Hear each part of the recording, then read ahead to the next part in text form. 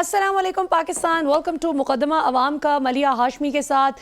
ناظرین، پاکستانی عوام کے مختلف اہم مقدمات کو آپ کی عدالت میں لیے ہم پیش ہو چکے ہیں۔ ایک بار پھر سے بات کریں گے پاکستان کے برننگ ایشوز پر، مہنگائی کے حوالے سے بھی بات کریں گے اگلے سیگمنٹ میں۔ ابھی ذرا قانون کے حوالے سے بات کریں گے۔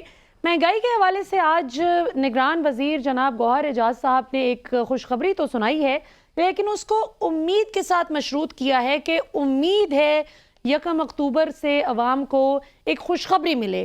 امید ہے کہ پیٹرول کی قیمتوں میں 1 اکتوبر سے کچھ کمی آ جائے، لیکن انہوں نے اس کا پر امید ہونے کا اظہار کیا ہے۔ یقین کے ساتھ، سرٹینٹی کے ساتھ نہیں ابھی بتایا کہ فور شور قیمتیں کم ہو رہی ہیں یا نہیں، لیکن بہرحال امید پہ دنیا قائم ہے۔ اور پاکستانی عوام کو تو امید اس بات کی بھی ہے کہ آئین اور قانون کے تمام تر تقاضے پورے کرتے ہوئے ہر شخص قانون کی عدالت میں خود کو پیش کرے، سرنڈر کرے خود کو عدالت کے سامنے، اور قانون کا بول بالا ہو۔ اس حوالے سے کیا صورتحال ہے؟ نواز شریف صاحب کی وطن واپسی کی جو خبر چل رہی تھی اور چل رہی ہے کہ 21 اکتوبر کو میاں صاحب واپس آئیں گے، اب اس میں کچھ ایسے نئے پہلو بھی شامل ہو گئے ہیں ڈسکشن میں، جو مریم نواز، شہباز شریف اور جو دیگر ان کی اہم قیادت اس وقت لندن میں نواز شریف صاحب سے پچھلے 1-2 روز سے جو بڑی اہم ملاقاتیں چل رہی ہیں، اس میں میاں صاحب اب ایک بڑا انٹرسٹنگ نیریٹو لے کر آنا چاہ رہے ہیں، اور وہ ہے مزاحمتی رویہ، مزاحمتی اپروچ۔ وہ جو ووٹ کو عزت دو کی بات کرتے تھے، وہ جو بات کرتے تھے کہ ہم جمہوریت کے علم بردار ہیں، وہ جو کہتے تھے کہ ہمارے ساتھ بہت زیادتی ہو گئی، ہمارے ساتھ ناانصافی کی گئی۔ دلچسپ بات یہ کہ جن لوگوں کے چھوٹے بھائی شہباز شریف ممنون دکھائی دیتے تھے، ان کو بڑا بھائی آج بڑی سخت زبان ان کے بارے میں استعمال کر رہے ہیں لندن بیٹھ کر۔ اور جن لوگوں کے دستے شفقت سے شہباز شریف انفارملی بڑے مشکور نظر آتے تھے، اور فارملی بھی ان کی جو باڈی لینگویج تھی وہ بڑی تشکر آمیز تھی، ان لوگوں کو آج بڑا کس کس کے نواز شریف صاحب ٹارگٹ کر رہے ہیں۔ تو کیا یہ گڈ کاپ بیڈ کاپ کی سیاست نون لیگ نے دوبارہ شروع کر دی ہے؟ یعنی یہ تو اس سے بڑا اور مضحکہ خیز بات کیا ہو سکتی ہے؟ یہ ایسے ہی ہے کہ جیسے بلاول بھٹو زرداری کہیں کہ میری اپروچ اور ہے اور زرداری صاحب کی اپروچ اور ہے۔ یہ اسی طرح ہے جس طرح عمران خان کچھ بات کریں اور شاہ محمود قریشی کہیں کہ عمران خان کا بیانیہ کچھ ہے اور میرا کچھ اور ہے۔ یہ بالکل ویسی ہی بات آج نواز شریف لندن میں بیٹھ کر کرتے نظر آ رہے ہیں کہ چھوٹے میاں صاحب کا بیانیہ جو بھی ہو، ہم مفاہمت نہیں مزاحمت کی سیاست کریں گے۔ تو کیا پاکستانی عوام، پاکستان میں موجود ووٹر، کیا اس مزاحمتی رویے کو بائی کرے گا as a serious political attitude, یا پھر وہ اس کو پولیٹیکل گمک سمجھیں گے؟ اس پر بھی بات کریں گے۔ اور سب سے اہم سوال کہ کیا نواز شریف صاحب کو حفاظتی ضمانت مل سکتی ہے پاکستان واپس آ کر، یا پھر ان کو سیدھا جیل جانا پڑے گا؟ جو شاہد خاقان عباسی صاحب نے 10-12 روز قبل ایک ٹی وی پروگرام میں برملا اس بات کا اظہار کیا، انہوں نے کہا کہ میاں صاحب کے لیے it's not going to be a smooth ride, وہ جیسے ہی پاکستان واپس آئیں گے ان کو سیدھا جیل جانا پڑے گا، ان کو اپنی سزا مکمل کرنی پڑے گی۔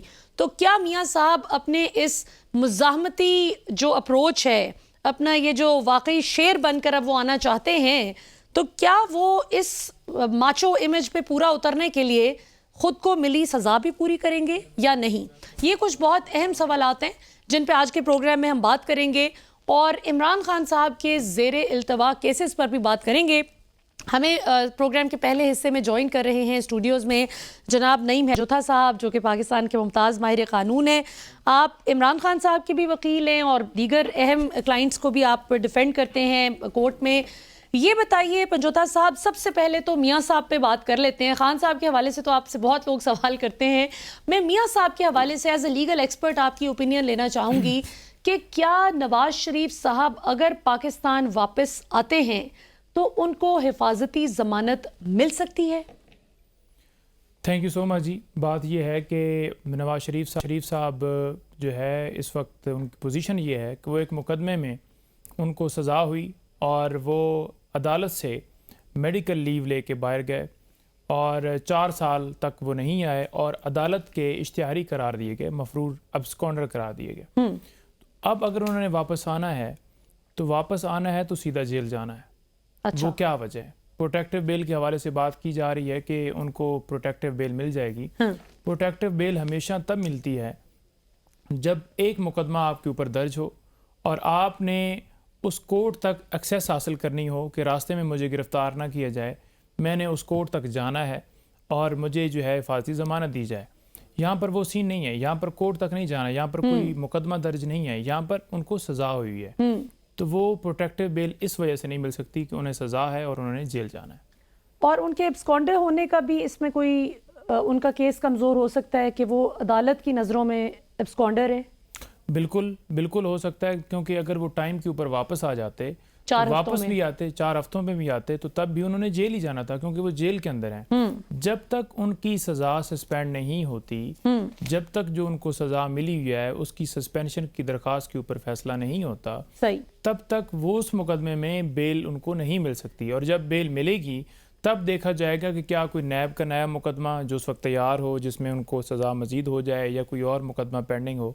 وہ تمام چیزیں دیکھی جائیں گی, تب روبکار جاری ہوگی اور کہیں گے کہ جناب اللہ حافظ. لیکن پنجوتا صاحب پھر وہ اتنے where is this confidence coming from? Why is he so confident?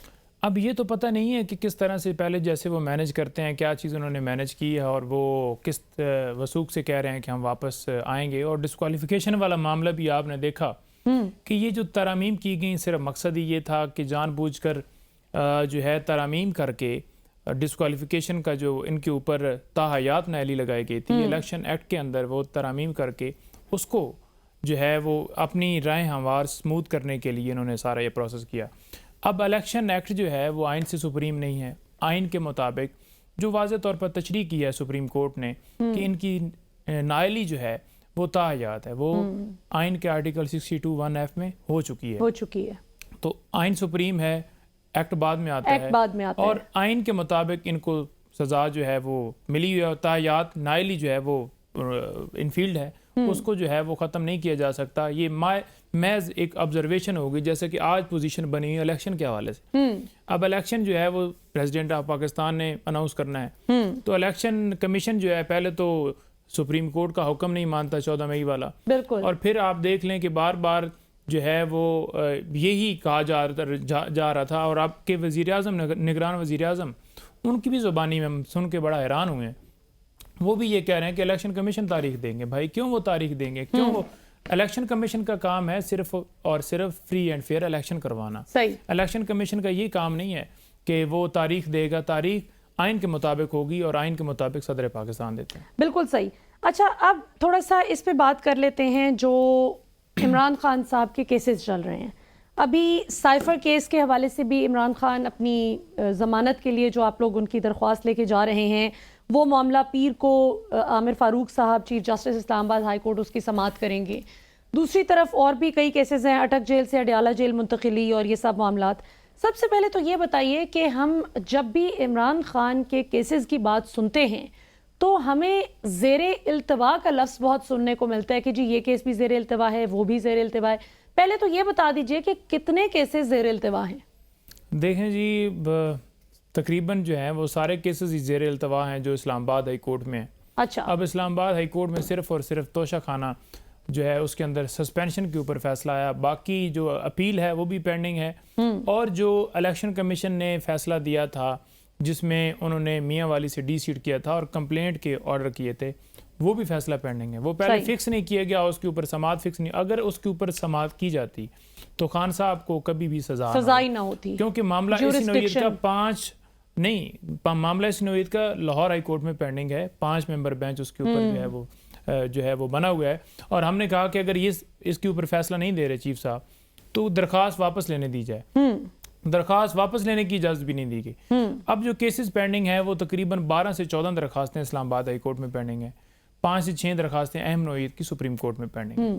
Cipher case who, Attock jail سے اڈیالہ جیل شفٹ کرنے کا معاملہ ہو, یا اوپن ٹرائل کرنے کے حوالے سے معاملہ ہو, یا جو ہے وہ جس طرح سے سیکرٹ جو ہے وہ کارروائی کی جا رہی ہے, اٹک جیل کے اندر کورٹ شفٹ کی گئی ہے, وہ معاملہ ہو, اور دیگر. اسی طرح سپریم کورٹ میں 90 دن الیکشن اور اس کے ساتھ سویلین کا ملٹری ٹرائل نہیں ہو سکتا, اس حوالے سے درخواست پینڈنگ ہے.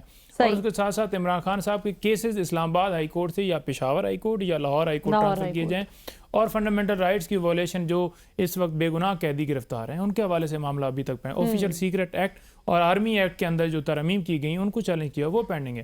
تو یہ تمام درخواستیں جو ہیں چیف جسٹس اسلام آباد ہائی کورٹ کو بھی اس کے اوپر جو ہے ڈیسیژن دینا چاہیے, اور جو فیصلے محفوظ کیے جاتے ہیں جیسے کہ پچھلے دنوں بھی درخواستیں محفوظ, ہر فیصلہ محفوظ کر دیا جاتا ہے. فیصلہ کورٹ کے اندر سنانا چاہیے اور جلدی سنانا چاہیے. فیئر ٹرائل یہی ہوتا ہے کہ ایکسیس ٹو جسٹس جو ہے اگر آپ ڈیلے کرتے ہیں تو اس کا مطلب ہے کہ وہ ڈینائیڈ ہے. اچھا, یہ محفوظ جو فیصلے ہیں یہ عام طور پہ بھی آپ نے دیکھا ماضی میں کہ فیصلے اسی سپیڈ سے محفوظ کیے جاتے رہے, یا ابھی ایک کوئی نیا کانسیپٹ ہے جو آ رہا ہے کہ یہ فیصلہ محفوظ وہ فیصلہ محفوظ اور سنانے میں ڈیلے ہے؟ دیکھیں, ایک آدھ دن کے لیے تو فیصلہ چلو محفوظ کیا جا سکتا ہے, یہ پریکٹس کچھ کیسز میں پہلے بھی ہوتی ہے, لیکن اوور آل اگر دیکھا جائے تو خان صاحب کو کیونکہ پولیٹیکلی سارا ان کیسز میں پھنسا کے اندر ڈالا گیا اور غیر قانونی آرڈر, یہ اسلام آباد ہائی کورٹ نے بھی یہ بالکل واضح طور پر کہا. لیکن بات یہ ہے کہ ان کی حد تک فیصلہ محفوظ نہیں کرنا چاہیے, کیونکہ ان کے اوپر فیصلہ دینا چاہیے. یہ سارا معاملہ ہی جو سارا بوگس ہے, ایک سیاسی جو ہے انتقامی کارروائی چل رہی ہے, اور بلا وجہ کورٹ کے اندر اب دیکھیں فار ایگزامپل انہوں نے ڈیسائیڈ کرنا ہے جی اٹک جیل سے اڈیالہ جیل فوراً ڈیسائیڈ کیا جائے. اگر یہ فیصلہ سال بعد وہ کرتے ہیں, وہ جیل کاٹ لیتے ہیں اٹک میں, تو اس فیصلے کی کیا ویلیو ہوگی؟ کیا ویلیو ہو جاتی ہے, وہ تو اس کو کوئی فائدہ نہ ہوا. بالکل. اچھا, دوسری طرف میاں صاحب بھی کہتے ہیں کہ میرے ساتھ بھی بہت زیادتی ہوئی, سیاسی انتقام کا نشانہ بنایا گیا. تو آپ کو کیا لگتا ہے یہ P T I known league کا بیانیہ تھوڑا تھوڑا ملنے جلنے لگ گیا ہے, یا پھر کوئی مظلوم بن رہا ہے غلط, یا آپ لوگ بن رہے ہیں یا وہ بن رہے ہیں؟ کس طرح وہ کیا کہتے ہیں؟ وہ کہتے ہیں کہ ہمارے ساتھ غلط ہوا, مجھے بیٹے سے تنخواہ نہ لینے پر جو سزا دی گئی ہے یہ کوئی تک نہیں بنتی تھی, اور اقامہ پہ دیکھے نکال دیا ہے, کرپشن کے نعرے لگائے, کرپشن پہ پروگرامز کیے, لیکن نکالا اقامہ پہ, تو میں کوئی کرپٹ نہیں ہوں. اور بیسیکلی جو لیول پلینگ فیلڈ کی مریم نواز بھی بات کرتی تھی, تو وہ جب ان کے عہدے داران سے بات ہوتی ہے تو وہ کہتے ہیں کہ میاں صاحب کے بارے میں جو نیریٹو بنا کرپشن کے حوالے سے, وہ تو بڑا فالس نیریٹو تھا اور وہ خان صاحب نے بنایا. دیکھیں, بات یہ ہے کہ خان صاحب نے ہر ایک کے احتساب کی بات کی, خان نے اپنے بھی احتساب کی بات کی کہ جس جس کا کوئی قصور ہے, جس نے ملک کا پیسہ لوٹا ہے, جس نے کرپشن کیا ہے اس کو سزا ملے. دوسرے نمبر پر بات یہ آ گئی کہ اب نواز شریف صاحب کو وہ کیس کھلتے ہوئے نظر آ رہے ہیں جو نیب کی ترامیم کی گئی صرف اور صرف رجیم چینج آپریشن ہی اس وجہ سے تھا کہ یہ کیسز ختم کروائے جائیں, تو اس وجہ سے وہ پھر تڑپ رہے ہیں. اب اور بھی کافی لوگ تڑپ رہے ہیں جن کے کیسز کھلے ہیں. جو کانا ہوتا ہے نا وہ پھر تڑپتا ہے, اور جو دل کا صاف ہوتا ہے وہ کہتے آئیں. اور خان صاحب اس لیے گئے کہ میں دل کا صاف ہوں, میری کوئی اس میں میرے اوپر تو کوئی کرپشن نہیں ہے. میں نے تو ساری زندگی میں 70 سال کی زندگی میں خان صاحب کے اوپر کسی بندے نے آج تک یہ نہیں کہا کہ اس بندے کا یہ قصور ہے, یہ کرپٹ آدمی ہے, یہ 2 نمبر آدمی. ہمیشہ یہی کہا گیا کہ یہ جی ایجنٹ ہے, ہمیشہ یہ کہا گیا کہ یہ جی اس کے اندر جو ہے یہ جی منشیات جو ہے وہ کرتا ہے. کبھی کسی نے یہ نہیں کہا. آج ان کے سارے دعوے جو امریکہ کے حوالے سے دیتے تھے وہ ان کے سامنے ہے کہ یہ خود انہوں نے جو ہے وہ بوٹ پالش کی ہے, اور فوراً ان کا حکم آیا اور انہوں نے امپلیمنٹ کر کے اس بندے کو اندر ڈال دیا. دوسری طرف عمران خان صاحب پوری دنیا میں سرخرو ہیں. اچھا, انہوں نے منشیات بالکل ڈٹ کے کے حوالے سے مقابلہ بھی کیا. اس دن شیر افضل مروت میرے پروگرام میں تھے تو وہ کہتے ہیں کہ باقاعدہ ٹیسٹ ہوا ہے اس میں جیل میں خان صاحب کا, اور بلڈ میں کچھ بھی نہیں ایسا ملا. لیکن بات یہ نا کہ جو اس طرح کا عادی ہوتا ہے نا وہ کبھی بھی 1 منٹ بھی نہیں رہ سکتا, اور وہ تڑپتا ہے, وہ کرتا ہے. اور جب ان کی کسٹڈی میں ہے, جیسے انہوں نے ویڈیو کیمرے لگائے ہیں, کوئی ایسی چیز ہوتی تو سامنے آ جاتی. تو یہ سارے ان کے ساری مفروضات جو تھیں وہ صرف اور صرف بہتان تھے. کبھی ان کے گھر والوں پہ لگانا, ان کی بیوی پہ, ان کی بہنوں کے اوپر. آج وہ انہوں نے کہہ دیا جی کہ اینٹی کرپشن نے جو وہاں پر FIR دی تھی وہ کہہ رہے ہیں کہ یہ اب گناہ گار ثابت ہو گئی ہیں. تو بات یہ ہے کہ یہ صرف اور صرف پولیٹیکلی ان کو کیا جا رہا ہے جن کے خلاف ایک دھیلے کی کرپشن کے ایک ثبوت ان کے پاس نہیں ہے. صحیح. اچھا, 2-3 اہم سوال اب اینڈ پہ. نیب ریفرنسز کے حوالے سے ہم دیکھ رہے ہیں کہ ابھی 2 روز میں 44 جو ہے ریفرنسز وہ اسلام آباد کی احتساب عدالتوں میں جمع کروائے گئے ہیں, اور یہ معاملہ بڑی تیزی سے آگے بڑھتا ہوا نظر آتا ہے. آپ کو کیا لگتا ہے, کئی پولیٹیشنز مختلف پارٹی سے تعلق رکھنے والے وہ کہتے ہیں کہ نیب تو ایک بالکل پولیٹیکل وکٹمائزیشن کا ٹول ہے. جس طرح آپ بات کریں نا کہ خان صاحب کو پولیٹیکلی وکٹمائز کیا جا رہا ہے, اسی طرح شاہد خاقان عباسی صاحب اور کئی دیگر پولیٹیشنز یہ بات کرتے ہیں کہ نیب کا کوئی فائدہ نہیں, اس کو بند کر دیں کیونکہ یہ صرف سیاستدانوں کو ہراساں کرنے کا ایک مہرہ ہے. آپ کی اس حوالے سے کیا قانونی رائے ہے کہ یہ جو بندیال صاحب جاتے جاتے آخری فیصلہ سنا کر گئے ہیں 2-1 سے, یہ فیصلہ کیسے آپ کو آئندہ آنے والے دنوں میں پلے آؤٹ ہوتا ہوا نظر آتا ہے پاکستانی پالیٹکس میں؟ دیکھیں پہلی بات تو یہ ہے کہ جو ترامیم کی گئیں اس میں جیسے 30 دن والا ریمانڈ یا بیل پہلے نہیں ہو سکتی تھی، وہ بالکل ٹھیک ہے، وہ اچھا تھا، لیکن اس کے ساتھ ساتھ صرف ون مین جو ہے وہ فائدہ دینے کے لیے کہ اس جماعت کو یہ لوگ ہیں 50 کروڑ سے نیچے والی کرپشن کو جائز کر کے وہ دیا گیا، وہ غلط تھا۔ کرپشن ہے، اور دوسرے نمبر پر اس کے اندر امینڈمنٹس کے اندر یہ چیز لازمی آنی چاہیے تھی کہ جو بیوروکریٹس ہیں اور دیگر جن کے اوپر جو ہے وہ کرپشن جو ہے وہ اگر کریں بھی تو وہ زمرے میں نہیں آتے، تو ان کو بھی آنا چاہیے تھا، صرف سیاستدانوں کو ہی نہیں، سب کو آنا چاہیے تھا۔ تیسرے نمبر پر بات یہ ہے کہ کوئی بھی ادارہ ہے تو اسے لیگلی طور پر یوز کیا جائے، جو بھی اس کا سربراہ ہو اس کو ٹول نہیں بننا چاہیے، اور نہ ہی کسی کو اجازت ہے قانون کے مطابق کہ وہ کسی کو پولیٹیکلی اس ادارے کو استعمال کرتے ہوئے وکٹمائز کریں۔ ٹھیک، اب دیگر ادارے فار ایگزامپل FIA ہے، اینٹی کرپشن ہے، پولیس ہے، کوئی بھی ادارہ ہے، ان تمام اداروں کو بھی اسی طرح سے استعمال کیا جا رہا ہے پاکستان تحریک انصاف کے خلاف۔ کبھی گرفتاریاں ہیں، کبھی چھاپے ہیں، کبھی اینٹی کرپشن کے کیسز ہیں، کبھی FIA بلا رہی ہے، کبھی آڈیو ریکارڈنگ کے لیے بلا رہی ہے، کبھی کچھ ہو رہا ہے۔ تو استعمال تو ہر ادارے کو کیا جا رہا ہے، صرف نیب نہیں، اور تمام اداروں کو نہیں کرنا چاہیے، بالکل فری فیئر اور بالکل ان کے جو ہے سسٹم جو ہے وہ صاف شفاف ہونا چاہیے۔ یہ تو کسی جگہ پہ بھی الاؤ نہیں ہے کہ آپ کسی ادارے کو بھی کسی کے خلاف استعمال کریں، اور اگر ان کی کرپشن انہوں نے کی ہے اور اگر انہوں نے نہیں کی، جو کہ ابھی رولا ڈال رہے ہیں کہ ہم فیس کرنے کے تیار ہیں، جو کہ خود جو ہے میڈیکل لے کے باہر چلے گئے، اگر انہوں نے نہیں کی تو آ کے عدالت میں پیش ہوں اور اپنا جو ہے موقف جو ہے وہ دیں اور ثبوت دیں۔ بالکل صحیح۔ اچھا، آپ نے ایک کچھ دن پہلے آپ کی اور رانا ثناء اللہ صاحب کی میں بڑی انٹرسٹنگ انٹریکشن دیکھ رہی تھی ٹویٹر پہ، جب انہوں نے ٹویٹ کی کہ یہ جو نیب قوانین میں ترامیم کو اڑانے کی بات ہے تو PTI والے اتنے خوش ہو رہے ہیں، تو اب عمران خان کو خود بھی فزیکل ریمانڈ کے لیے اب ٹھیک ٹھاک ٹائم جیل میں گزارنا پڑے گا، جس کو کوٹ کر کے آپ نے رانا صاحب کی ٹویٹ کو کوٹ کر کے کہا کہ وہ ترمیم تو ہم نے چیلنج ہی نہیں کی تھی۔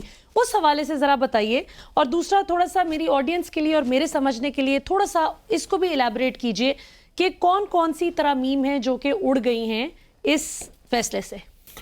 دیکھیں، جو رانا ثناء اللہ صاحب نے اس دن ٹویٹ کیا تھا نا، انہوں نے شاید جو ہے وہ پڑھا نہیں، وہ میرے خیال بیان انہوں نے دیا تھا اور پھر اس نے بعد میں ٹویٹ بھی کیا، انہوں نے دیکھا نہیں کہ ترامیم کیا تھیں اور کیا اڑیں۔ انہوں نے کہہ دیا جی کہ بیسیکلی پہلے 90 دن کا ریمانڈ ہوتا تھا، تو انہوں نے کہا کہ اب جو ہے نا دیکھیں گے کہ ان کو کیا ہوگا۔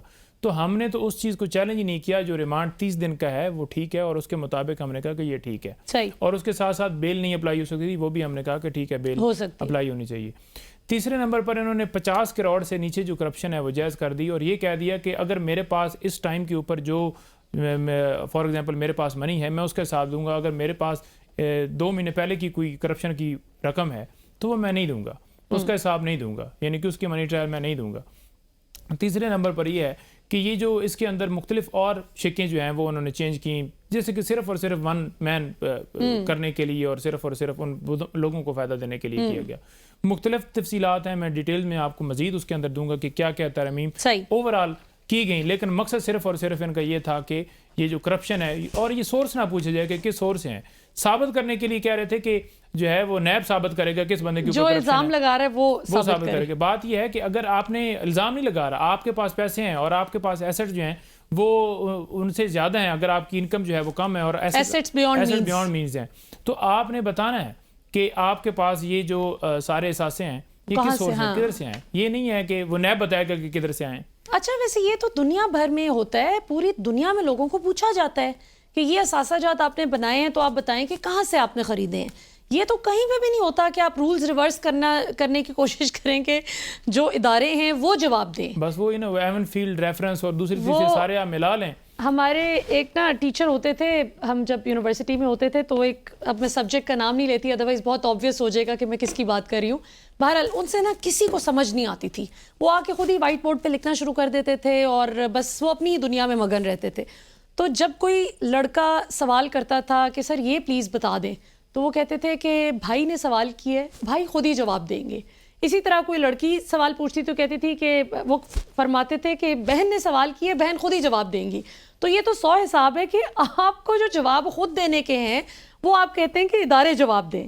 اب آخر میں نعیم پنجوتا صاحب، ایک بہت اہم سوال، کل سینیٹر غوث نیازی صاحب نون لیگ سے تعلق رکھتے ہیں، وہ ہمارے پروگرام میں موجود تھے، تو انہوں نے ایک دعویٰ کیا، انہوں نے کہا کہ عمران خان صاحب تو بہت بے صبری سے انتظار کر رہے ہیں کہ کسی طرح سے ان کو نکالا جائے، سزا ختم ہو، اور یہ جو کہا جاتا ہے کہ عمران خان بالکل مطمئن ہیں، وہ ہر طرح کے حالات سے مقابلہ کر رہے ہیں، کوئی گھبرائے ہوئے نہیں ہیں، وہ کہتے ہیں یہ جھوٹ بولتے ہیں ان کے وکلا بھی، اور یہ غلط بیانیہ ہے، وہ واقعی اس وقت گھبرائے میں، اور وہ کہتے ہیں کہ باہر نکلنا ہے، یہ بس ختم ہو یہ معاملہ. تو آپ بتائیے، آپ کئی بار خان صاحب سے مل چکے ہیں پچھلے. دیکھیں بات یہ ہے کہ پہلی بات تو یہ ہے کہ ان کے پاس، کیونکہ ان کی جورسڈکشن میں ہے، وہاں پر کیمرے لگے ہوئے ہیں، وہاں پر ریکارڈنگ بھی کر سکتے ہیں. وہ ڈیوائسز ضرور، جیسے کہ گھر میں لگائے گی تو جیل میں کیوں نہیں لگائیں گے، لگی ہوں گی. کوئی ایسی اسٹیٹمنٹ ان کی لے آئے نا جس میں خان صاحب کہہ رہے ہوں کہ مجھے نکالو. ہم جب بھی ملتے ہیں خان صاحب نے کبھی یہ بات نہیں کی کہ میرے کیس کا کیا بنا. ہمیشہ ورکرز کے حوالے سے، جو آج وہ بچے کی بیچارے کی وہ ڈیتھ ہوئی، اس حوالے سے کہہ رہے تھے کہ عمار کی، کہ یہ دیکھیں جی کہ کس طرح جو ہے علاقہ، انہوں نے بڑا پریشان تھے، اور اس کے اوپر انہوں نے بالکل کہا کہ اس کے اوپر سارے آواز اٹھائیں. تو بات یہ ہے کہ انہیں تو یہ فکر ہوتی ہے، انہیں یہ فکر. ابھی میرے ساتھ یہ وائس پریزیڈنٹ صاحب اندر بیٹھے ہوئے تھے، تو یہ کہہ رہے تھے کہ جب وہ خان صاحب دھرنے کے دوران گرے، میں ہاسپٹل میں گیا ان کو پوچھنے کے لیے. ٹھیک ہے جی. تو جب میں ہاسپٹل میں گیا تو اس وقت اتنا ان کا یہ پوزیشن تھی کہ ایک ایک لمحہ جو ہے وہ انہیں تکلیف جو ہے وہ فیل ہو رہی تھی، کیونکہ بہت زیادہ انجرڈ تھے. لیکن انہوں نے مجھے کہا کہ ہماری حکومت آنے والی ہے، تو اکانومی کے اوپر مجھے بتاؤ کہ کیسے ہم نے کے پی میں جا کر ڈیلیور کرنا ہے اور کیا کرنا. اور 1.5 گھنٹہ تکلیف کے باوجود درد بھی ہو رہا تھا، اور انہیں یہ فکر تھی کہ ہم نے وہاں پر جو ہے وہ کیسے جو ہے بہتری کی طرف لے کے جانا ہے. واضح طور پر خان صاحب نے کہا کہ یہ ان کنڈیشن میں رکھا گیا ہے، اور وہ بھی اس سوال پوچھنے کے اوپر. لیکن انہوں نے کہا جی میرے لیے یہ 5 اسٹار ہے. یہ ان کا جملہ تھا. اب اس سے آپ اندازہ لگا لیں کہ یہ جو اس وقت صرف بیان بنایا جا رہا ہے نا کہ خان صاحب جو ہیں وہ اندر معافی مانگ رہے ہیں، ترلے کر رہے ہیں، یہ کر رہے ہیں، وہ کر رہے ہیں. جو آج ایک اور ہم نے دیکھا، ایک پتنی سوشل میڈیا کے اوپر چلا رہے تھے کہ خان صاحب نے اندر سے معافی نامہ بھیجا ہے، اور یہ بھی. اچھا ٹھیک ہے، میں نے اس کی تردید کی ہے. کوئی انہوں نے معافی نامہ نہیں بھیجا، کوئی انہوں نے اس طرح کی بات نہیں کی. بات یہ ہے کہ وہ ایک مشن کے اوپر انہوں نے ہمیشہ کہا کہ جو ہے آزادی پلیٹ میں نہیں ملتی، اور اس کے لیے میں کر رہا ہوں، اور میرا مشن ہے، اور میں اس قوم کو آزاد کرا کے چھوڑوں. جیل کے حالات کیسے ہیں نعیم پنجوتا صاحب؟ What kind of conditions are there? دیکھیں جیل کی جو پوزیشن ہے اس میں بڑا انہوں نے سختی کی ہے وہاں پر. مطلب یہ ہے کہ وہاں جیل مین روڈ سے کوئی بندہ گزر نہیں سکتا. اگر ہم جاتے ہیں تو بڑے 5-6 ناکے ہوتے ہیں، پھر راستے میں ہماری شوٹنگ ہو رہی ہوتی ہے، تصویریں بنا رہے ہوتے ہیں. تو جب وہاں پہنچتے ہیں تو اسی طرح سے ایک ٹائم دیا جاتا ہے کہ جی 15-20 منٹ ہے.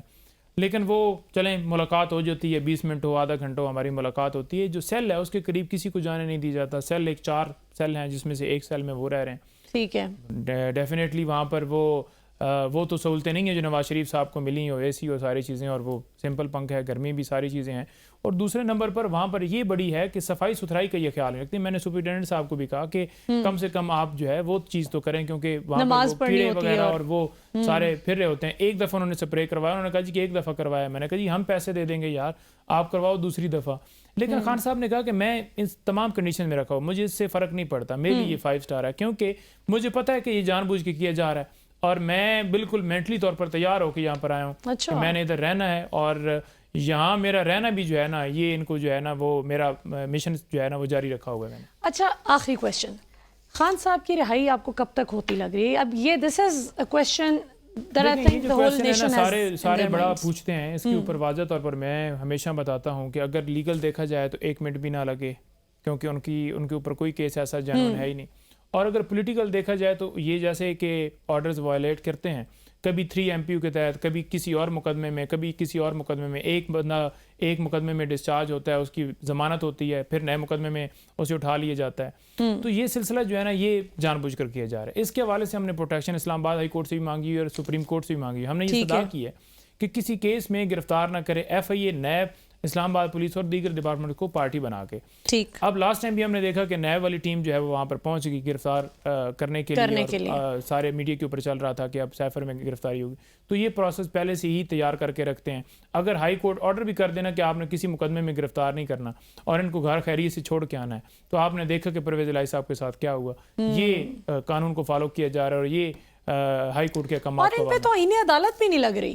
آپ یہ دیکھیں توہین عدالت لگ بھی جائے، اگر فیصلہ آتا ہے اس کے اوپر امپلیمنٹ نہیں ہوتا، توہین عدالت لگ جائے تو وہ توہین عدالت کے اوپر کارروائی کیسے ہوگی، ان کے اوپر کیسے وہ پکڑیں گے. اب لاسٹ ٹائم بھی IG اسلام آباد کو SP کو ہدایت ہوئی کہ پکڑ کے لے کے آؤ، کیا وہ لے کے گئے. قاضی فائز صاحب آپ کو لگ رہے کوئی مارکا کر کے جائیں گے؟ دیکھیں قاضی فائز صاحب ایک دبنگ، اور میں سمجھتا ہوں کہ وہ بولڈ انہوں نے ڈیسیژن دی، اور ان کے اندر بڑی سخت پاور، اور وہ جو ان کا کیسز سماعت کرنے کے حوالے سے جو ان کا ریکارڈ رہا ہے، میں یہ سمجھتا ہوں کہ اگر وہ سماعت کرتے ہیں یہ تمام درخواستوں کے اوپر تو وہ کبھی بھی آئین سے ہٹ کے کوئی فیصلہ نہیں دیں گے. دوسرے نمبر پر یہ ہے کہ عمر عطا بندیال صاحب جو ہیں جب وہ اس وقت پاکستان تحریک انصاف کی حکومت گرائی گئی تھی اور وہ اس وقت سارے یہ بلے بلے کہتے تھے اور ہمیں دکھ تھا کہ کس طرح سے ایک جو ہے وہ ریزولوشن پاس کر کے پیسے دے کے لوگوں کو خریدا گیا اور خان صاحب کے خلاف ووٹ پاس کروایا گیا اور اس دھمکی کی صورت میں اس سائفر کی صورت میں تو ہم یہ کہہ رہے تھے کہ یہ غیر قانونی طریقے سے انہوں نے جو ہے اپنی جو ہے حملہ کیا اور مداخلت کر کے ہمارے اندر معاملات میں امریکہ نے مداخلت کی اور اس میں انڈورس کیا ہے سپریم کورٹ نے. لیکن آپ نے جب دیکھا کہ جب وہ ان کو باقاعدہ طور پر پریشر ڈالا گیا کہ اب یہ بھی کام کریں اور پریس کانفرنسز ان کے خلاف کی گئی تو وہ بھی ایک جگہ کے اوپر آ کے انہوں نے پھر آگے سے ریزسٹنس دی. تو میں یہ سمجھتا ہوں کہ جس ٹائم کے اوپر اگر قاضی فائز عیسیٰ صاحب کے حوالے سے کوئی ریزسٹنس آ گئی ان کی طرف سے کوئی ان کی طرف سے جملے آ گئے کوئی ان کی طرف سے کوئی ٹاک آ گئی اسی دن ہی قاضی صاحب جو ہیں وہ میں سمجھتا ہوں کہ وہ ایک اور رخ ہوگا. وہ کہنے کو تو مریم نواز کہتی تھی نا کہ یہ اب میرا دوسرا روپ دیکھیں گے. تو اگر آپ کسی واقعی غیرت مند شخص کو للکاریں اور خاص طور پہ غیرت مند کے ساتھ ساتھ میرا خیال ہے ایسا شخص جو کہ عادی نہیں ہے غلط باتیں ٹالریٹ کرنے کا تو وہ آبویسلی پھر انسان بتاتا ہے کہ میرٹ کیا کہتا ہے. ناظرین یہاں پر وقت ہو ایک شارٹ کمرشل بریک کا. بریک سے واپس آئیں گے. پنجوتھا صاحب ہمیں جو کے لیے بہت بہت شکریہ. بریک کے بعد ناظرین ذرا معیشت پہ نظر دوڑائیں گے کہ پاکستان کی عوام کا گھر گھر کا جو بجٹ ہے اس کا مقدمہ کہاں تک پہنچا ہے after the break. Welcome back ناظرین. بہت ہی اب عجیب سی صورتحال پاکستان کی معاشی فرنٹ پر نظر آتی ہے. چاہے ہم کتنے ہی آپٹمسٹک کیوں نہ ہو جائیں لیکن فی الحال جو ایٹ پریزنٹ جو سچویشن ہے وہ بڑی بلیک سی ہے بڑی مایوس کن ہے. لیکن ایز دے سے مایوسی کفر ہے. سو ہمیں مایوس نہیں ہونا ہمیں سلوشن اورینٹڈ اپروچ اپنانی ہے اور مسائل کی نشاندہی تو بہت ہو چکی اب ہمیں سلوشنز کی طرف جانا ہے حل کی طرف جانا ہے کہ ان مسائل کا حل کیا ہے. اس سیگمنٹ میں ہمیں جوائن کر رہے ہیں پاکستان کے ممتاز ماہر معیشت جناب شاہد یوسف صاحب. کسی تعارف کے محتاج نہیں. آپ کا 22-23 سالہ ایکسپیرینس ہے. معاشی اعتبار سے آپ بڑے ایڈوائزر کے طور پہ مشورے بھی دیتے رہے اور بڑی آپ زبردست کنسلٹنسیز کرتے رہے ساری زندگی. بڑے بڑے عالمی اداروں کے ساتھ آپ کام کرنے کا تجربہ رکھتے ہیں. شاہد یوسف صاحب اب آپ کے تجربے کا تو ہمیں تب فائدہ ہو کہ آپ پاکستان کی جو پہلی کوئی سلجھا کے نہیں دیتا آپ اس کا حل نکال کر ہمیں بتائیں کہ پاکستان کے معاشی مسائل کا کیا حل ہے. پہلے تو بہت بہت شکریہ جی فار نائس انٹروڈکشن. دیکھیں دو چیزیں بڑی امپورٹنٹ ہے. سولوشنس تو پروپوز کرنا آسان کام ہے مگر اس کی ایک امپلیمنٹیشن فریم ورک دینا بھی بہت زیادہ امپورٹنٹ ہے. اور ساتھ ساتھ یہ کہ گورنمنٹ اس کو ایکچولی ایکسیپٹ بھی کرے اور اس کو لے کے آگے چلے. جس قسم کی ہمارا گورننس کا اسٹرکچر ہے اس میں اس کو امپلیمنٹ کرانا. اور پھر یہ کہ صحیح مسئلے کی نشاندہی بھی بڑی امپورٹنٹ ہے. اگر آپ دیکھیں نا تو ہمارا سب سے بڑا دیر ٹو ایشوز جو ہر حالت میں ہمیں ٹیکل کرنے اور بڑے کوئکلی ٹیکل کرنے. ایک ایشو یہ ہے کہ ہم کماتے جو ہیں وہ ابھی جو بجٹ پریزنٹ ہوا تھا کہ ہم 9 ارب روپے کی ہمارا ریونیو ہوگا حالانکہ ہم ریچ نہیں کریں گے مگر یہ ٹارگٹ دیا گیا تھا کہ ہم 9 ارب 9.2 trillion sorry not billion trillion trillion rupees ہم جنریٹ کریں گے اور ہمارا خرچہ تقریباً 15 trillion 14 point some thing trillion کا ہم یہ خود کہہ رہے ہیں کہ جی ہم تقریباً 6 ٹریلین روپے کے ڈیفیسٹ میں جا رہے ہیں. تو پہلے تو بات یہ کہ اس ڈیفیسٹ کو آپ نے پہلے کیسے برج کرنا ہے سب سے پہلی بات. اور پھر یہ سب سے بڑی بات ہے کہ 9.2 اگر آپ جنریٹ لیٹ سے کر بھی لیتے ہیں تو پھر آپ این ایف سی کے بعد این ایف سی کے ایوارڈ کے بعد جو آپ پروونسز کو دے دیں گے آپ کے پاس تقریباً 6 بچ جائے گا. تو 6 بچے گا 14 14.5 15 کا آپ کا خرچہ ہے. آپ کہاں سے لے کر آئیں گے تو کیا کریں گے آپ اور پیسہ بورو کریں گے just to cover that gap. تو ایک تو یہ ₹5 ڈیفیسٹ کو آپ کو ہینڈل کرنا ہے. دوسرا ڈالر ہم ڈالر جو کماتے ہیں تقریباً 60 ارب ڈالر ملک میں آتا ہے ریمیٹنسز اور آپ کی ایکسپورٹ سے اور تقریباً 90 ارب کا آپ کی ضرورت ہوتی ہے. تو آپ کو یہ 30 ارب ڈالر بھی کسی طرح برج کرنا ہے. اب اس کے سولوشنز کیا ہیں؟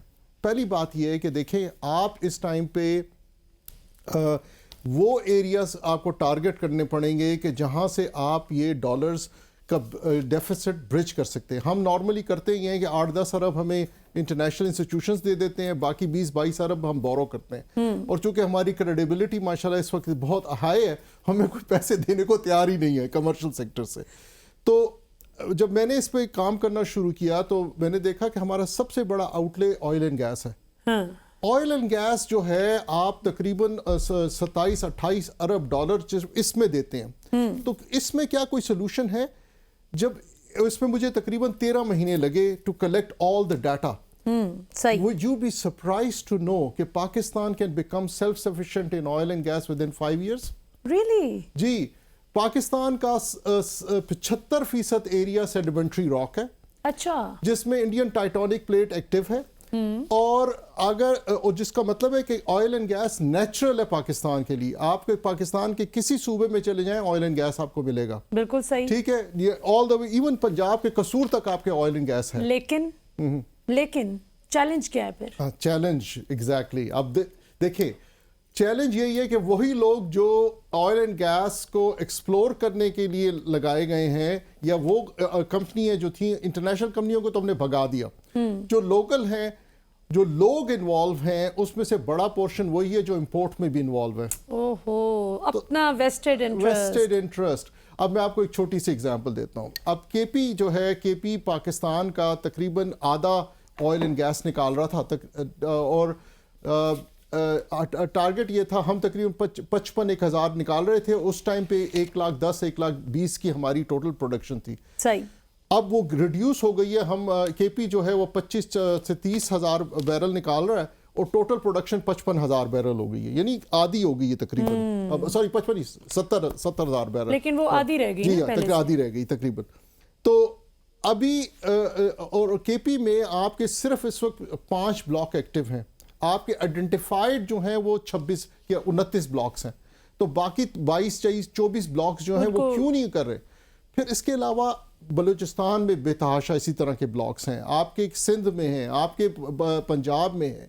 اگر آپ باقی چھوڑ دیں, صرف کے پی کے بلاکس جو آلریڈی آئیڈینٹیفائڈ ہیں, اور آپ کے جو بلوچستان کے آلریڈی آئیڈینٹیفائڈ ہیں, باقی چھوڑ دیں. کو صرف ایکٹیویٹ کر اور نارتھ بلوچستان کی بات کر رہا ہوں, ابھی ساؤتھ میں نہ جائیں آپ, صرف نارتھ. ان کو ہی اگر آپ ایکٹیویٹ کر لیں اور یہاں ویلز ڈگ کریں, 200 ویل آپ ڈگ کریں, you're self-sufficient in oil and gas. لیکن یہ جو ویسٹڈ انٹرسٹ والے کارٹلز ہیں, یہ پورا مافیا ہے, جس کو مافیا کہو تو بڑا مائنڈ کر جاتے ہیں, ناراض ہو جاتے ہیں کہ جی ہمیں مافیا کہہ دیا. لیکن یہ مافیا ہی تو ہے جو ملک کو ترقی نہیں کرنے دیتا. اچھا شاہد یوسف صاحب یہ بتائیں, ہمارے ہاں تو بدبختی یہ ہے نا کہ ڈبیٹ وہ چونکہ آبویسلی پولیٹیکل ٹیمپریچر اتنا ہائی ہے کہ کوئی کنسٹرکٹیو ڈبیٹ بھی کرنے لگو تو اس میں پھر آبویسلی لوگوں کی جو پسند ناپسند ہے وہ بہت آڑے آ جاتی ہے. اس میں کوئی شک نہیں کہ فوج کا یہ کام نہیں ہے کہ وہ ملک کی معیشت کو سدھارے, ٹھیک کرے اور ادارے ٹھیک کرے. فوج کی ذمہ داری نہیں آئینی طور پر. آبویسلی پر جہاں پہ پالیٹکس میں بھی انوالومنٹ ہے اس پہ بھی تنقید ہوتی ہے. یعنی ان کے جو فرائض اور ان کے حقوق ہیں وہ آئینی طور پہ اس طرح سے نہیں ہیں جو کہ ہم پریکٹیکلی دیکھتے ہیں. لیکن پھر کیا کریں اگر جن کا کام ہے یہ کرنے کا, وہ اگر ویسٹڈ انٹرسٹ کے مارے ہوئے کارٹلز کے ہاتھوں مینیپولیٹ ہوتے جائیں گے تو پھر کسی نہ کسی ادارے کو تو اٹھنا ہوگا کہ کرے. مجھے آرمی چیف کی اس بات سے بڑی انکریجمنٹ ملی جو انہوں نے کہا نا کہ ہم 75 ارب ڈالرز تک ایم کر رہے ہیں. کسی نے پھر کہا کہ ہم 100 ارب ڈالرز تک بھی جا سکتے ہیں. اب اس پہ لوگوں نے ایون کئی بڑے ویل اکمپلشڈ بزنس مین نے بھی کہا کہ یہ کیسے ممکن ہے, یہ بڑا اوور آپٹیمسٹک ٹارگٹ ہے.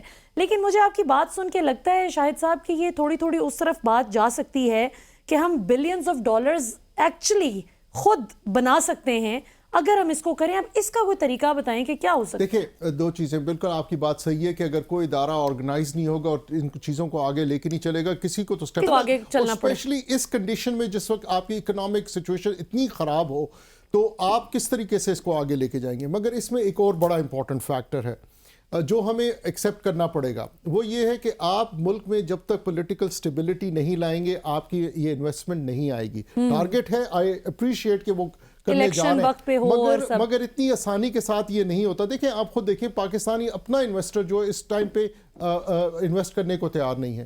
تو what to talk about. اچھا میں آپ کو ایک بڑی ایگزامپل, انٹرسٹنگ ایگزامپل دیتا ہوں. 3 ادارے جو بڑے ادارے ہیں آئل اینڈ گیس کے, اس میں ایک ادارہ جو فوجی فاؤنڈیشن کا ماری گیس, پچھلے سال انہوں نے 85 ارب روپیہ پروفٹ کیا, ٹھیک ہے, جس میں سے 9 ارب روپیہ تو صرف انہوں نے اپنا پیسہ جو بینکوں میں رکھا اس کا سود کا کمایا. تو وہ انویسٹ نہیں کر رہے, They are not even investing. OGTCL جو اس سے بھی بڑا ادارہ ہے وہ انویسٹ نہیں کر رہا آئل اینڈ گیس میں پراپر طریقے سے. تو کہنے کا مقصد ہے کہ یہ ہمیں پہلے اپنے جو ادارے ہیں ان کو بھی کہنا پڑے گا, ہمیں ٹریک کرنا پڑے گا فورن انویسٹمنٹ, اور اس میں پاکستان کو سیلف سفیشینٹ ہونے میں اتنا پیسہ نہیں لگتا جتنا ہمارا خیال ہے. جب اس کا ہم نے ایسٹیمیٹ کیا تو آپ کی تقریباً ریکوائرمنٹ $3.5 ارب ہے صرف.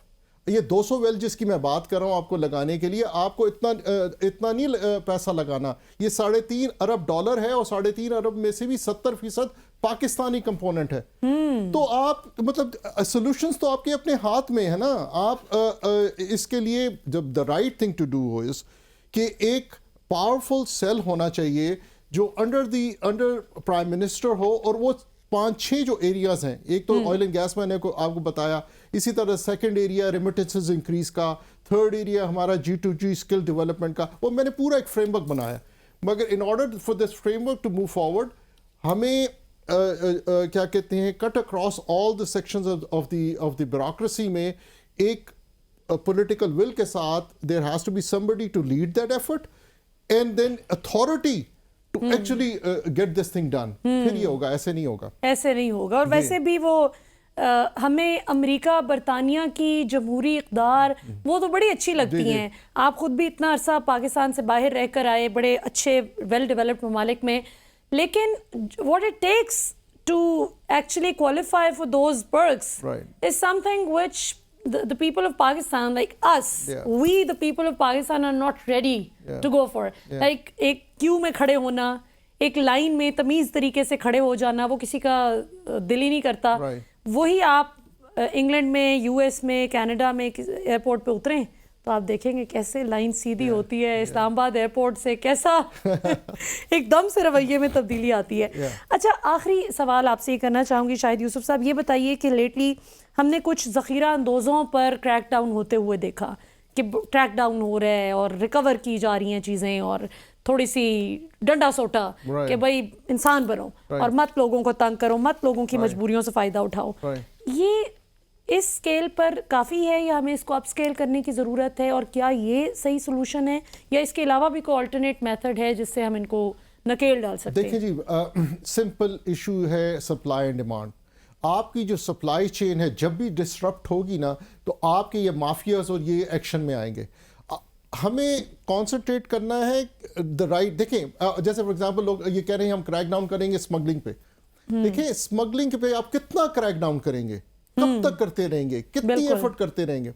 اس کا سلوشن یہ نہیں ہے. اس کا سلوشن یہ ہے کہ آپ کی جو ڈیوٹیز اور ٹیکسز کی رجیم ہے, آپ ایران کے ساتھ افغانستان کے ساتھ بیٹھ جائیں, اور جتنی بھی ٹرانزٹ ٹریڈ ہے وہ ساری کی ساری ٹرانزٹ ٹریڈ کا جو ڈیوٹیز اینڈ ٹیکس کا اسٹرکچر ہے وہ آپ ان کے ساتھ فائنلائز کریں. اگر لیٹس سے کہ افغانستان کہتا ہے کہ جی میں یہ موبائل ٹیلی فون منگانے پہ 10% ڈیوٹی لگاتا ہوں, پاکستان کہتا ہے جی میں 50% لگاتا ہوں, ٹھیک ہے, آپ جو بھی ڈیوٹی آپ کی ہے 50% آپ اس کو کلیکٹ کریں ٹرانزٹ ٹریڈ کے حوالے سے, اور 40% آپ ریفنڈ کر دیں افغانستان کو. گورنمنٹ ٹو گورنمنٹ اگر جب آپ نہیں الاؤ کریں گے, گورنمنٹ ٹو گورنمنٹ آپ کا ریلیشن شپ اس طرح نہیں کریں گے, تو ہوگا یہ کہ وہ 40% جو ڈفرنس ہے وہ اسمگلر کمائے گا.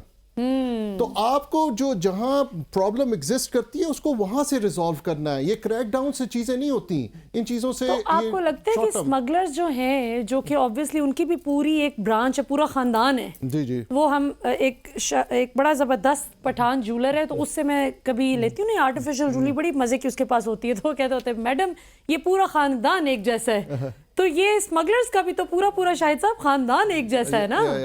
بالکل. تو اس کو کس طرح سے پھر بریک کیا جائے؟ جیسے میں نے کہا کہ آپ کو ان کا وہ انسینٹیو ہی اگر آپ ختم کر دیں, کہ اگر ایٹ سورس وہاں کراچی پورٹ پہ چاہے وہ ٹرانزٹ ٹریڈ کی گڈز ہیں چاہے وہ پاکستان کے لیے آئی ہیں, ڈیوٹی وہاں وہی چارج ہو جو پاکستان کی ڈیوٹی ہے, ٹھیک ہے, اور آپ اس کو ریفنڈ کریں جو ڈفرنس ہے افغانستان کی ڈیوٹی آپ کا افغانستان گورنمنٹ کو. That's the only way. آپ یہ جو اور اس میں آپ کا ریلیشن شپ اس کے ساتھ ایران کے ساتھ صحیح ہونا چاہیے تاکہ وہ بھی اسی رجیم کو لے کر آئیں, کیونکہ ادروائز ساری آپ کی ٹرانزٹ ٹریڈ پھر ایران سے جائے گی, آپ کے تھرو ہی جائے کیسے گی. ریلیشن شپ شاہد صاحب ٹھیک ہو, ایران ہو یا کوئی بھی ملک ہو. اب دیکھیں ایران کی آپ نے بات کی, ایران کے ساتھ جو Pakistan Iran gas pipeline کا معاہدہ تھا, نہیں وہ کب سے کتنے سالوں سے وہ اپنے حصے کا کام کر چکے, پاکستان نے ابھی تک اپنے حصے کا کام بھی نہیں کیا, اور اب ہم ان کو کورا سا جواب دیں کہ جی ہم نہیں کر سکتے کیونکہ آپ پہ سینکشنز لگی ہوئی امریکہ کی جانب سے. تو یہ اس کا کیا حل ہو سکتا ہے؟ دیکھیں جی, جب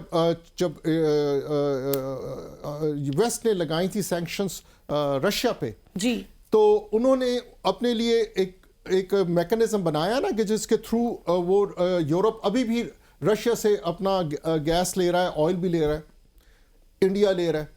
تو ہمیں بھی اب یہ فگر آؤٹ کرنا پڑے گا کہ جی وہ ہم کیا طریقہ کر سکیں تاکہ ہم ایران کے ساتھ ٹریڈ کر سکیں, اور وہ what are the ways to actually go about doing that. تو اس کو بڑا کیئرفلی ان سینکشنز کو اسٹڈی کرنا چاہیے, لوپ ہولز کو آئیڈینٹیفائی کرنا چاہیے, اور لابی کرنا چاہیے کہ ہم اس کو کس طریقے سے کیا کہتے ہیں یوز کر سکتے ہیں. ادروائز بالکل صحیح. جی آخری سوال آئی ایم ایف. جی, آئی ایم ایف کو ہر حکومت آ کے بڑے کوسنے دیتی ہے اور عوام کو کنونس کرنے کی کوشش کرتی ہے کہ ہم تو آپ کے بہت مخلص ہیں, لیکن یہ کمبخت آئی ایم ایف ہمیں مجبور کر دیتا ہے کہ پیٹرول کی قیمت بڑھا دو, فلاں چیز کی قیمت بڑھا دو.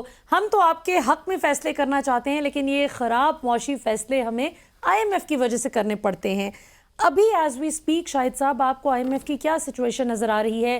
الیکشن اگر جنوری سے لیٹ ہو جاتے ہیں تو یہ موجودہ آئی ایم ایف پروگرام جو بھی چل رہا ہے, جو بھی بریدنگ سپیس پاکستان کو ملی تھی, یہ تو صرف 9 مہینے کے اندر اندر تھا. تو اگلا کیا آپ کو پھر معاملہ نظر آتا ہے if election commission fails to hold election by January end? دیکھیں 2 ایشوز. ایک تو یہ کہ آئی ایم ایف کی بھی بعض چیزیں غلط ہیں اور ہمیں ایکنالج کر, میں اس کے طرف بھی آتا ہوں, مگر ہماری اپنی غلطی ہے نا. جب ہم کمائیں گے کم اور لگائیں گے زیادہ تو ہمیں ہمیشہ کسی کے آگے تو ہاتھ پھیلانا بھی پڑے گا نا. تو وہ ہم پھیلاتے رہتے ہیں کیونکہ ہم کماتے اتنا نہیں ہیں. جہاں تک آئی ایم ایف کے پروگرام کا تعلق ہے, یہ صرف آپ کو جیسے آپ نے کہا تھوڑی سی بریدنگ سپیس ہے. یہ جنوری کے بعد آپ کو نئے پروگرام میں آپ کو جانا پڑے گا, unless and until you actually change the whole economy, which you cannot. 4 مہینے میں آپ کو چینج نہیں کر سکتے, اتنا زیادہ نہیں کر سکتے. تو آپ کو جو آئی ایم ایف کی جو کے پروگرام میں جانے کے لیے ابھی سے جو آپ نے سٹیپس لینے ہیں وہ آپ کو لینا بھی پڑیں گے, اور آپ کو نیگوشیشن جو ہے وہ فائنل سٹیجز تک لے جانی پڑے گی کہ یہ نہ ہو کہ آپ کا جس وقت آپ جنوری میں پہنچیں اور پھر آپ ایک ڈسرپشن کی طرف جا رہے ہوں کیونکہ آپ نے کوئی پروگرام نیگوشیٹ نہیں کیا ہوا. اور لوگ کتنا پریشر لے سکیں گے؟ ابھی آج میں گوہر اعجاز صاحب کا سن رہی تھی, انہوں نے ایک امید سے مشروط رکھ کے ایک بات کی ہے کہ امید ہے کہ 1 اکتوبر سے عوام کو ایک خوشخبری ملنے کا امکان ہے, امید ہے کہ پیٹرول کی قیمتوں میں کمی ہو جائے گی 1 اکتوبر سے. اب یہ امید کا اظہار انہوں نے کیا, کوئی پکی بات انہوں نے بھی ڈرتے ڈرتے نہیں کی. تو عالمی سطح پہ تو اب پیٹرول کی قیمت کا وہ حساب کتاب نہیں ہے, تو پاکستان کیوں نہیں کم کر پا؟ دیکھیں اب قیمت تو عالمی سطح پہ بڑھ رہی ہے, ریڈیوس نہیں ہو رہی, یہ تو 100 سے لیکن لیٹلی ابھی آپ نے دیکھا نا پیچھے کم بھی ہوئی تھی, اور ابھی پھر بڑھنے شروع ہو گئی ہے. اور دوسری بات یہ ہے کہ جو اونلی ہوپ ہماری تھی وہ یہ تھی کہ یہ ڈالر ہمارا جو ہے اگر روپیز اسٹرینتھن ہوتا ہے تو وہاں سے تھوڑی سو ریلیف ہو سکی. مگر اس میں ایک بات کو بڑی انٹرسٹنگ چیز بتاتا ہوں, ہماری تقریباً 45 سے 50% کنزمپشن جو ہے وہ چھوٹی وہیکل کی, اپنا یہ موٹر سائیکل کی. صحیح. موٹر سائیکل کو آپ کو یہ جو ہم پاکستان میں تیل استعمال کرتے ہیں رون 92 اور رون 95 اس کی ضرورت نہیں ہے, آپ کو رون 80 اور 82 کی ضرورت ہے. ٹھیک ہے. اگر آپ سمپلی اپنا ان کو بولیں جتنے بھی پیٹرول پمپ ہیں کہ ایک جو آپ کا ڈسپینسر ہے اس پہ رون 82 کا بیچیں, اور آپ ریفائنریز کو بولیں کہ رون 82 چاہیے ہمیں, تو اس سے 20 سے 25 روپے آپ پر لیٹر اس غریب کو آپ ریلیف دے سکتے ہیں جو موٹر سائیکل چلاتا ہے. Very good idea. تو یعنی there are solutions within our system, مگر ہم ان solutions کی طرف کیوں نہیں جاتے یہ مجھے نہیں پتا.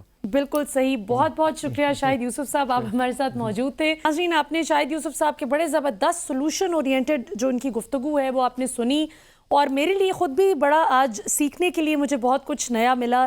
جس طرح ابھی انہوں نے رون 82-83 کی بات کی, یہ بات وہ ہے جو کبھی ہم نہیں سنتے. آپس میں بس سیاستدان بھی سینگ لڑاتے رہتے ہیں پولیٹیکل ریٹرکس پر, لیکن سولوشنز کی بات کوئی نہیں کرتا. بریک کے بعد واپس آتے ہیں تو پروگرام کو اختتام کی جانب لے کر جائیں گے. آفٹر دا بریک شاہد صاحب میں جوائن کرنے کے لیے بہت بہت شکریہ. See you after short break. Welcome back ناظرین, آپ نے آج کا پروگرام دیکھا. بہت ہی انٹرسٹنگ ڈسکشن رہی. ہم نے کوشش کی کہ آج ہم معیشت پر اور قانون کی بالادستی پر اور جو اس وقت موجودہ آن گوئنگ کیسز ہیں جو بہت ہی اہم نوعیت کے ہیں ان پر بات کریں, ان پر مفصل تجزیہ بھی لیں اور ایکسپرٹ اوپینین لیں, اکنامک ایکسپرٹ کا, لیگل ایکسپرٹ کا. امید ہے کہ آپ کو بھی میری طرح سیکھنے کو بہت کچھ ملا ہوگا. مجھے تو خاص طور پہ جو آخری سیگمنٹ میں, جو لاسٹ سیگمنٹ تھا ہمارا, سیکنڈ لاسٹ ایکچولی, اس میں جو ٹیک ہوم ہے میں چاہوں گی اس کو ذرا تھوڑا سا میں ڈرل کروں آپ سب کے ذہن میں بھی اور اپنے ذہن میں بھی, کہ ہمیں اب سولوشن اورینٹڈ اکانومی کی طرف جانا ہے انشاءاللہ. یہ صرف کسی ایک فرد یا ایک شخص کی ذمہ داری سمجھ کر ہمیں چھوڑنا نہیں ہے کہ کسی کے کندھوں پر ہی ذمہ داری ڈال دیں کہ ہاں ٹھیک ہے فلاں سیاستدان آئے گا تو اس نے بڑے وعدے اور دعوے کیے تھے اپنی پولیٹیکل کیمپین میں, الیکشن کیمپین میں, تو وہ اس کو ٹھیک کرے گا, فلاں کر دے گا, فلاں آئے گا تو ملک کی تقدیر بدل جائے گی. اب وقت آ گیا ہے کہ ہم ایز انڈیویجولز اور ایز پروفیشنلز ہم کیا کیا کنٹریبیوٹ کر سکتے ہیں اپنے ملک کو ٹھیک کرنے کے لیے. اناؤں کی جنگ, سیاسی بیانیے کی جنگ, الیکشن کی جنگ, یہ سب کچھ اپنے اپنے وقت پر ہوتی رہے گی. اللہ کرے کہ وقت پر الیکشن بھی ہو جائے, لیکن اہم بات یہ ہے کہ ملک بچے گا تو پاکستانی قوم بچے گی, ملک بچے گا تو ہم بچیں گے. تو انشاءاللہ ہمیں اس نوٹ پہ کہ آگے بڑھنا ہے اور پاکستان کے لیے کچھ اچھا سوچنا ہے. جس فیلڈ میں بھی آپ ہیں, ہمارا پروگرام آج آپ اپنے گھروں میں بیٹھ کر جس شعبہ ہائے زندگی سے تعلق رکھنے والے لوگ دیکھ رہے ہیں, آپ سب سے میں ریکویسٹ کروں گی کہ آپ بھلے ٹیچر ہیں, ڈاکٹر ہیں, انجینئر ہیں, آپ سافٹ ویئر انجینئر ہیں, آپ مکان بناتے ہیں, کنسٹرکشن کا بزنس کرتے ہیں, یا آپ کوئی سا بھی کام کرتے ہیں, آپ آئی ٹی کی فیلڈ میں ہیں, جو بھی کام کریں پوری لگن اور ایمانداری سے کریں. اور آج سے یہ سوچنا شروع کریں کہ اپنی جیب بھرنے کا تو ہر کوئی سوچتا ہے, اپنی انکم بڑھانے کے خواب اور پلانز تو ہر کوئی بنتا ہے, لیکن پاکستان کی انکم ہم کیسے بہتر طریقے سے جنریٹ کر سکتے ہیں. کامنٹ سیکشن میں ہمیں ضرور اپنے آئیڈیا سے آگاہ کیجیے گا. آپ ہمارے سوشل میڈیا نیٹ ورکس پہ جتنے بھی ہمارے پلیٹ فارمز ہیں اس پہ ہمارے پیجز موجود ہیں, ان سب کو فالو کیجیے. ABN نیوز کو آپ فالو کر سکتے ہیں فیس بک پر بھی, ٹویٹر پر بھی, یوٹیوب پر بھی, اور آپ اپنی قیمتی رائے سے ہمیں آگاہ کیجیے. خاص طور پہ جو آج سوال میں آپ کے پاس چھوڑے جا رہی ہوں کہ آپ جس فیلڈ سے تعلق رکھتے ہیں اس میں پاکستان کی انکم کس طرح سے ہم اس فیلڈ کو یوز کرتے ہوئے بہتر طریقے سے جنریٹ کر سکتے ہیں. آج کے لیے اتنا ہی ناظرین, انشاءاللہ کل رات 8 بجے آپ سے پھر ملاقات ہوگی. پاکستان ہمیشہ زندہ باد.